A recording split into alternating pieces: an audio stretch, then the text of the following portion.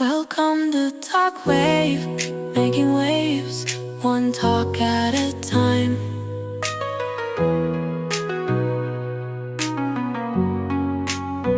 Their social media profiles and posts to Mm, make sure they're not unintentionally revealing any sensitive information. that's a good practice. Yeah. The source also recommends using parental controls to limit what information kids can share online and block any websites or apps that seem suspicious. That's always a good idea. And then also, considering a family identity theft protection service can provide that added layer of security. Right. And it can give parents some peace of mind. So now let's discuss a risk that's often overlooked. Okay.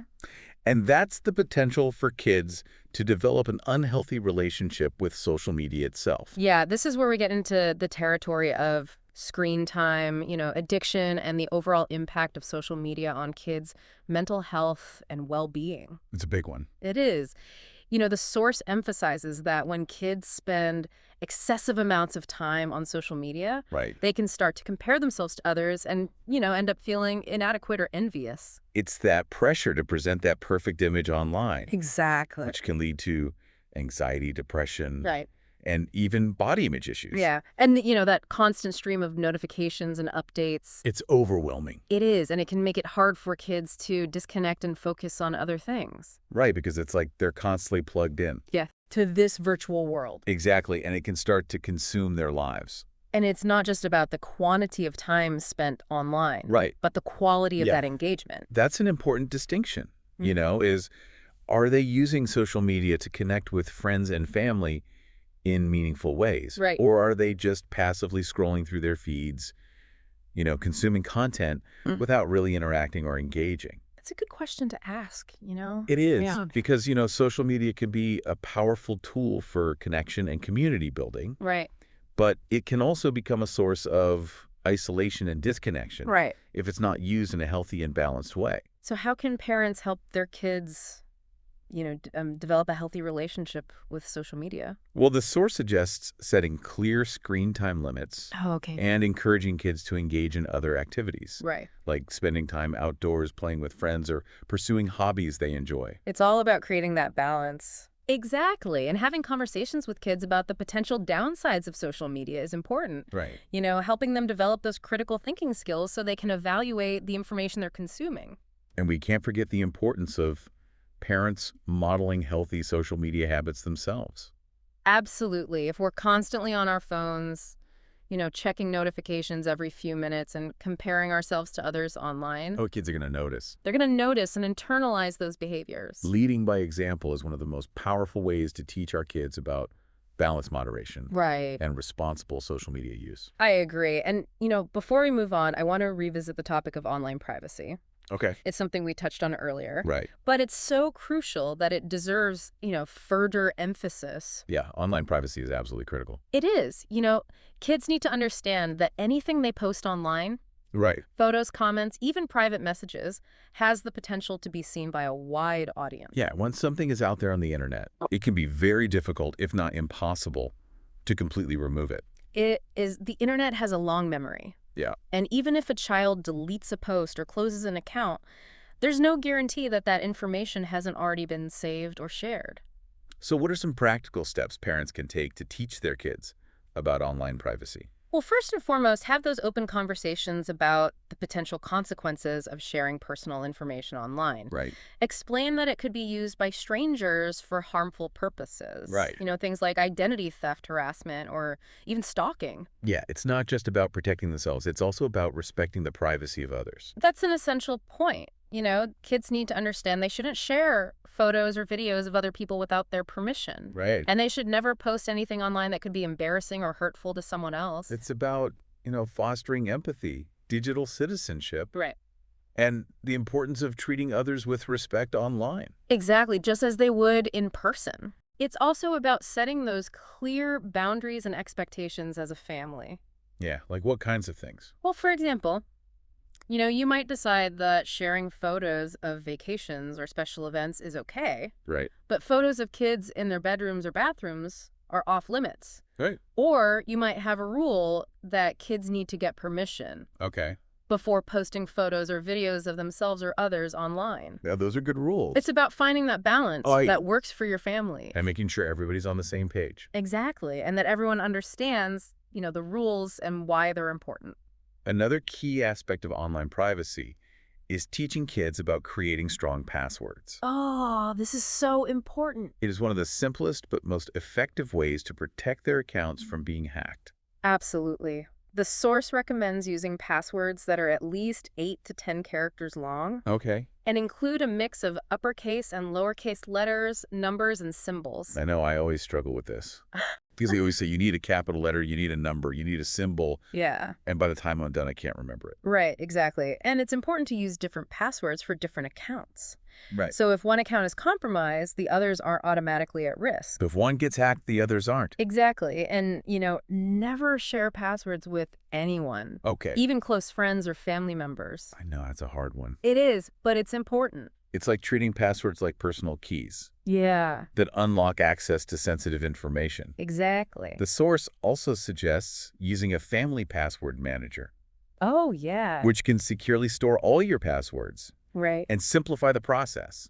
Yeah, it takes the pressure off. Yeah, because I cannot remember all the passwords. And, it helps ensure that everyone in the family is using secure credentials. Okay, that's a good tip. And finally, talk to your kids about being aware of their online footprint. Explain that anything they post online has the potential to be seen by future employers, college admissions officers, Oh, wow. or even romantic partners. So they need to be really careful Do you? about what they're putting out there. Yeah, it's about helping them understand that their online actions have real-world consequences Right. and that they should always be mindful of how they represent themselves online. It's about building a positive online reputation Exactly. and using social media to reflect their values and goals. Yeah, so we've explored a lot of ground here. We have. We've discussed cyberbullying exposure to adult content, Right. online predators, identity theft, Uh-huh. and the potential for, developing unhealthy relationships with social media. Yes. We've also discussed the importance of teaching kids about online privacy, Yes. using strong passwords, and being mindful of their online footprint. Right. It's a lot to take in, but hopefully you're feeling more equipped to navigate the complexities of social media Yeah. and, to have those essential conversations with your kids. Yes, those conversations are so important. They are. And remember, it's an ongoing process, Right. not a one-time event. Right? So stay informed, stay engaged, and keep those lines of communication open. And now let's move on to the final section of our deep dive. We're going to shift gears and talk about the crucial role parents play in modeling healthy social media habits themselves. I think it's so important to emphasize the role parents play Yeah. in modeling healthy social media habits. Right, because we can tell our kids all day long, Yeah. do this, don't do that. Exactly. But if we're not doing it ourselves, Right. it's not going to mean anything to them. It's just like we're sending them a mixed message. Exactly. Yeah. So what does it actually look like to model those healthy social media habits? What are some things that parents can do? Well, a great starting point is being mindful of your own screen time. Okay. Set limits for yourself, just as you would for your kids. Right. Put your phone away during family time. Yeah. Resist that urge to check notifications every few minutes. Yeah, it's about, demonstrating that you value those face-to-face interactions Exactly. and that those real-life experiences are more important than virtual ones. Right. And, be conscious of what you're posting and sharing online. Yeah. Avoid excessive complaining, gossiping, or negative self-talk. Yeah. Instead, focus on sharing positive and uplifting content. Right. Use social media to connect with friends and family in meaningful ways. Yeah, show them that, social media can be used for good, Exactly. to build relationships and spread positivity. Absolutely. And, if you do come across something negative or upsetting online, Which happens it does happen. all the time. Take a moment before reacting.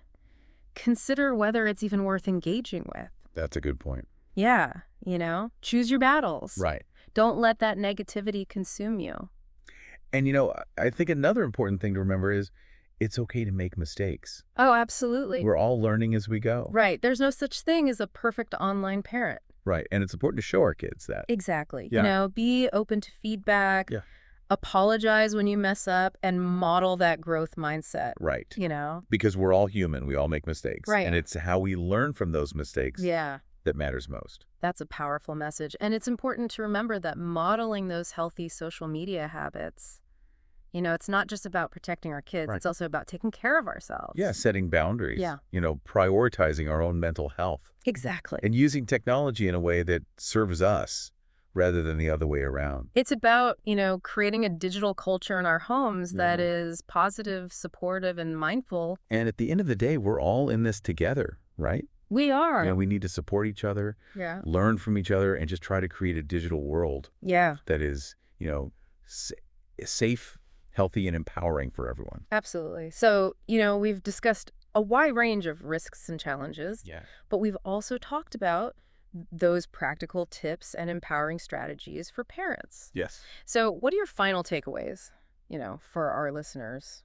I think for me, it's just understanding that knowledge is power. Yes. The more we know about, the online world that our kids are navigating, the better equipped we are to guide them, support them, and keep them safe. 100%. It's about being proactive and engaged, not reactive and fearful. Yeah, I couldn't agree more. About fostering that open communication, building trust, and equipping our kids with the skills and knowledge that they need to thrive in this digital age. For our listeners out there, you're not alone in this journey. We've included a bunch of resources in our show notes, links to, internet safety organizations, parental control tools, Yeah. guides for having those important conversations with your kids. Take advantage of these resources. Absolute. Knowledge is power. In this case, it can also bring peace of mind. I like that. So that's it for our deep dive today. Thanks for joining us. Until next time, stay curious, stay informed, and keep those conversations going.